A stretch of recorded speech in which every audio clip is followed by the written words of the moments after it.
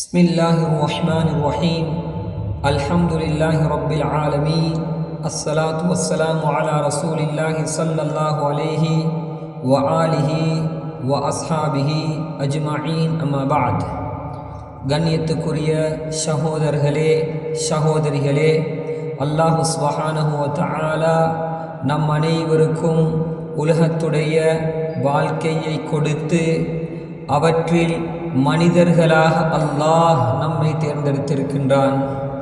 இவ்வுலகத்தில் பல கோடிக்கணக்கான மனிதர்கள் வாழக்கூடிய நேரத்தில் அல்லாஹு தஆலா நம் அனைவரையும் முஸ்லீம்களாக தேர்ந்தெடுத்திருக்கின்றான்.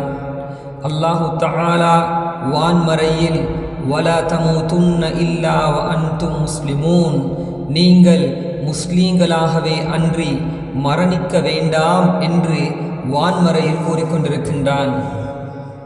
நாம் விளங்கிக் கொள்ள வேண்டும், முஸ்லிம் என்றால் யார்? மன் ஹுவல் முஸ்லிம்? அருமை ஸல்லல்லாஹு அலைஹி வஸல்லம் அவர்கள் முஸ்லீம் என்றால் யாரை குறித்தார்கள்? நானும் நீங்களும் பேரளவில் முஸ்லீம்களாக வாழ்ந்து கொண்டிருக்கிறோமா, அல்லது அல்லாஹுவும் அல்லாஹுடைய தூதரும் கூறிய முஸ்லீமுடைய பட்டியலில் நாம் இருக்கிறோமா என்பதை ஒரு கணம் நாம் சிந்திக்க கடமைப்பட்டிருக்கிறோம். நபி முஹம்மது ஸல்லல்லாஹு அலைஹி வஸல்லம் அவர்கள் கூறினார்கள், அல் முஸ்லிமு மன் சலிமல் முஸ்லிமூன மின் லிசானிஹி வயதிஹி.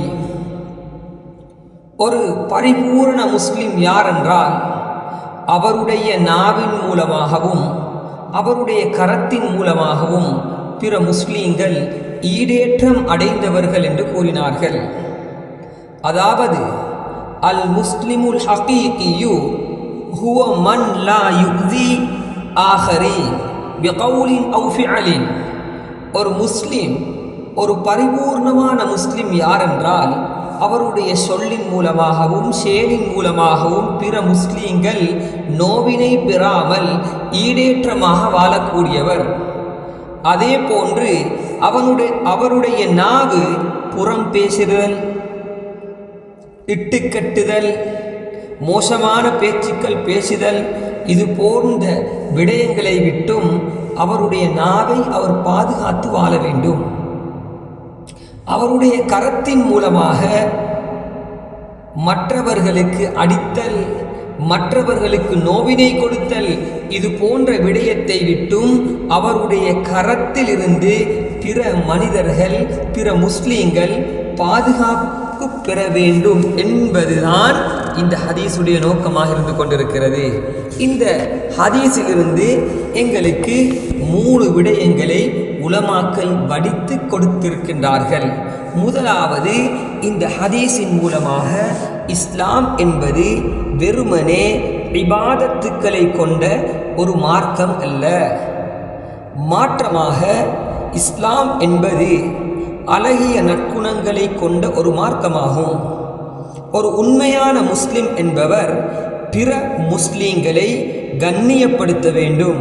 பிற முஸ்லீம்கள் அவரின் மூலமாக சாந்தமாக, அமைதியாக, மன நிம்மதியுடன் அவரின் துன்பங்களை விட்டும் அவருடைய கஷ்டங்களை விட்டும் நீங்கி வாழக்கூடியவர் தான் முஸ்லிம் என்பது இந்த ஹதீஸின் மூலம் நமக்கு விளங்குகிறது.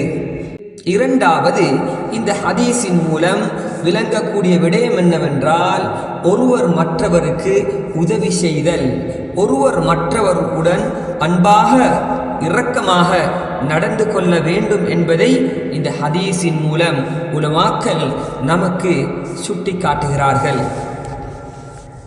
மூன்றாவது, இந்த நாவு மற்றும் கரம், இந்த இரண்டும் அல்லாஹு தஆலாவுடைய நிஅமத்துக்களில் இருந்து 2 நிஅமத்துக்களாகும். இவற்றை நாம் அல்லாஹு தஆலா விரும்பக்கூடிய நல்ல விடயங்களில் பயன்படுத்த வேண்டும் என்பதை உலமாக்கள் நமக்கு இந்த ஹதீஸின் மூலம் எடுத்து காட்டுகிறார்கள். எனவே கண்ணியத்துக்குரிய சகோதரர்களே, அல்லாஹு தஆலாவின் நல்லடியார்களே, அல்லாஹு தஆலா கூறிய அந்த முஸ்லீம்களாக நாம் உலகத்தில் வாழ்ந்து மரணிக்கக்கூடிய பாக்கியத்தை அல்லாஹு தஆலா நம் அனைவருக்கும் அளிப்பானாக.